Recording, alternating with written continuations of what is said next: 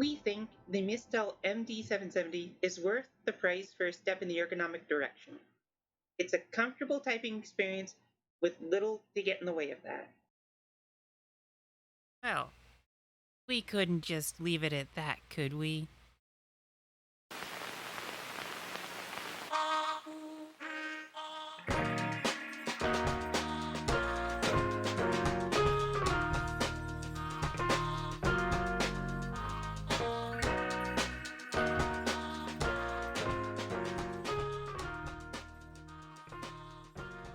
Hey, it's your boy, the girl, the one and only, HyperX, coming at you once again with the Mistel MD770 split keyboard. Today, we're going to be doing a modification to it, to kind of like make things pop a little bit more with it. We'll be replacing the stock Mistel keycaps with HyperX Pudding style keycaps.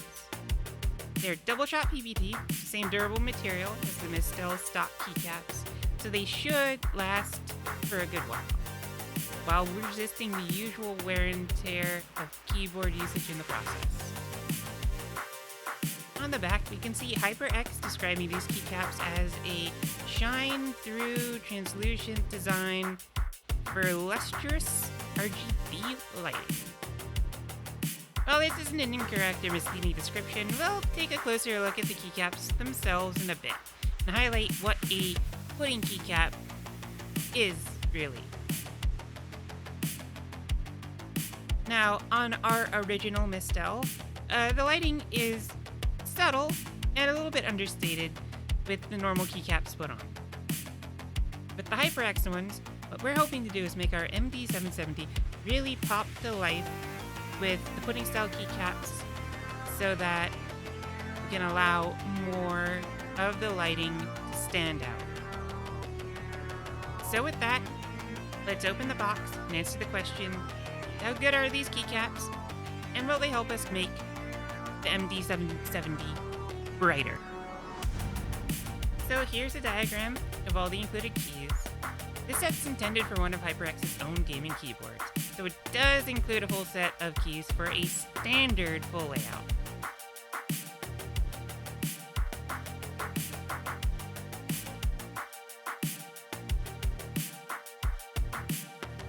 As we can see by looking at one of the keys though, the stem is compatible with MX switches, so it should fit on the ones in our MD770.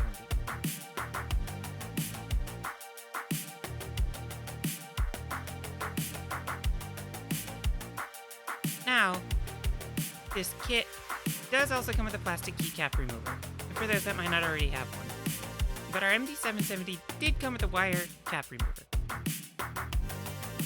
We'll be using this wire cap remover instead, as typically wire cap removers tend to be more gentle on the keys and the keycaps themselves.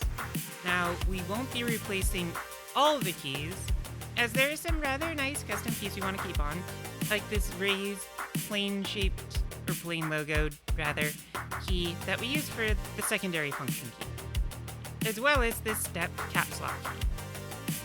So we'll be replacing the more inner set of keys and leaving this perimeter set with the normal ones. Another reason for doing this is because quite a few keys also have custom sizing due to the compact as well as split nature of this keyboard's layout. Dual spacebar and the right-hand shift keys are notable examples here. Before we do the full job, let's take a quick comparison of the caps themselves.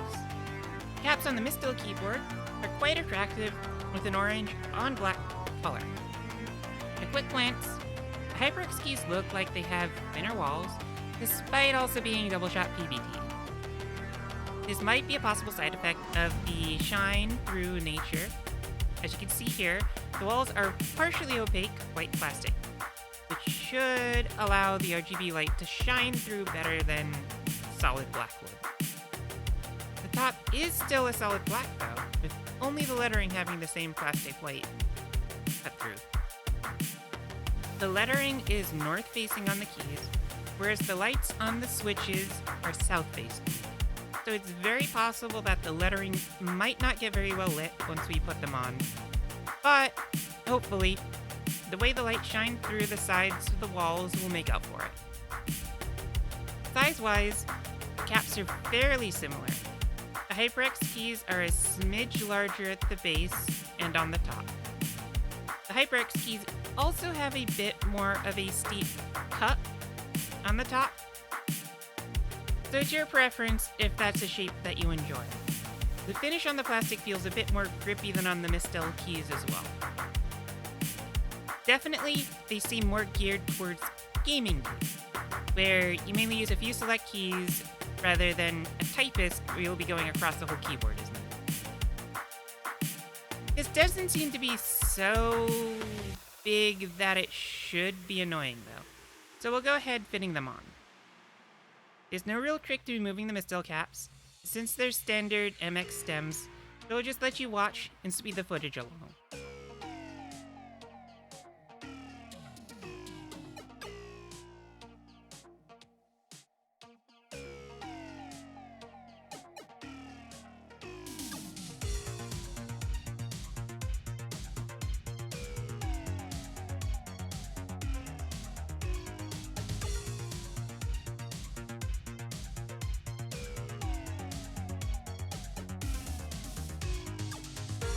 We'll just take a moment here to vacuum up any dust and the light that's gathered on the switches and the plate. Expect to see this vacuum again in a grab bag review of random office nicks and knacks down the road.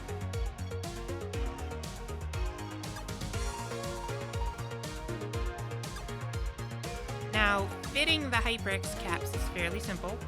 Just line up the stems and press them on. They fit a bit more snug than the Mistels, but they do fit, so with a little more elbow grease, let's go ahead and speed this along.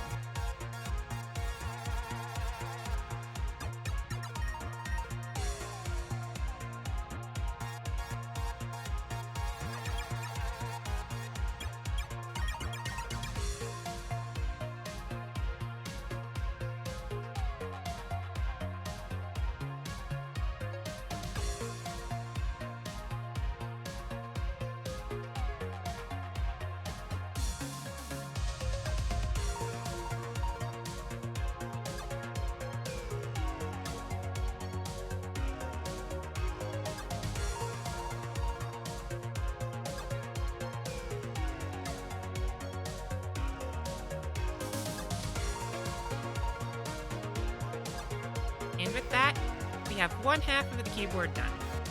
This gives us some time to compare the looks between the board with the HyperX Pudding Keycaps on and with the Mistel keycaps on.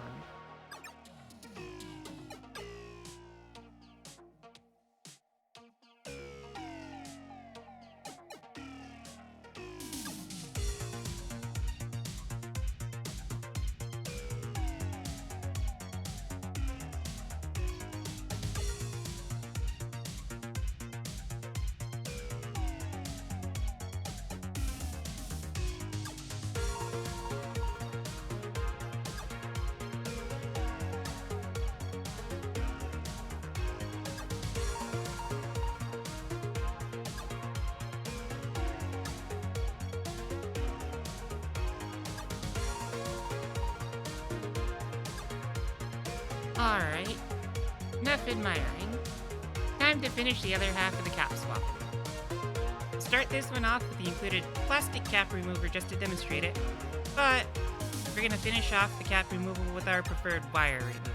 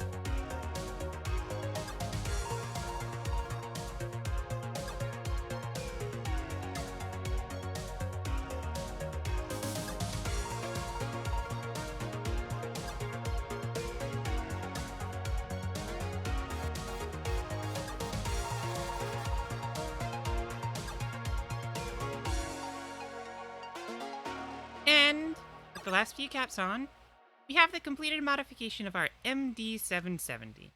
Time to plug it in and see how it looks all lit up.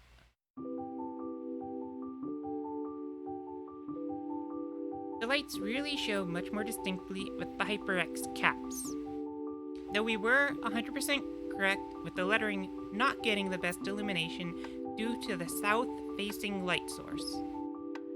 The pudding-style caps do kind of soften the lights in a way we were hoping they did not, but the overall look is still nice. We ended up deciding to swap the function row keys back to the stock mistel caps. For one, we ended up aiming for the function keys when we intended to hit the number keys due to just how close they felt to each other with the size increase. The two rows also felt similar and felt like they were the same height, only adding to the confusion.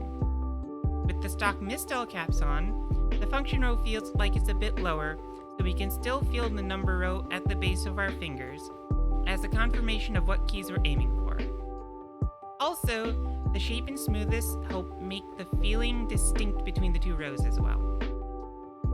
Of course, a lot of that comes down to preference and just familiarity overall.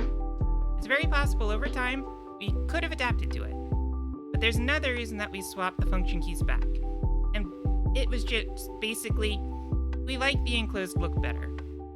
With the HyperX caps, the light would spill out over the north side of the board. The way we have it now, it's all contained and creates more of a light pool kind of thing.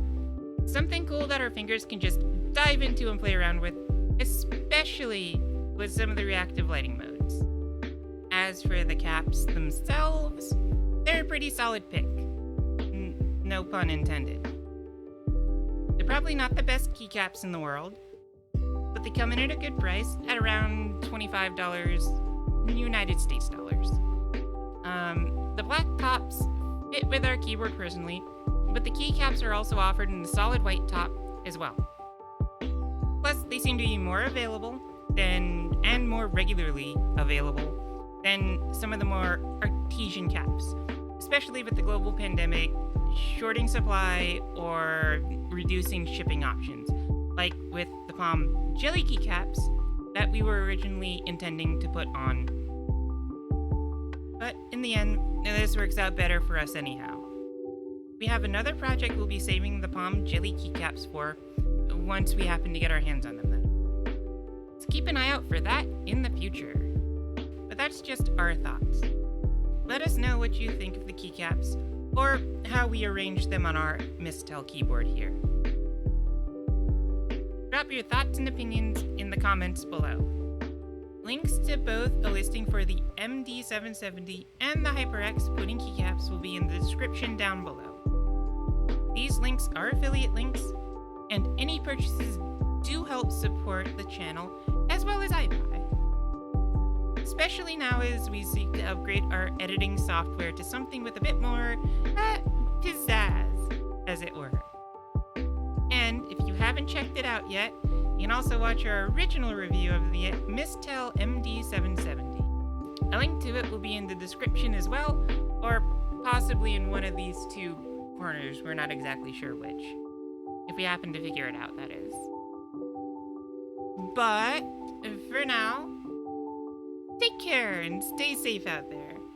This will probably be our last video focused on the Mistel MD770. Unless we decide to get a soldering kit, that is.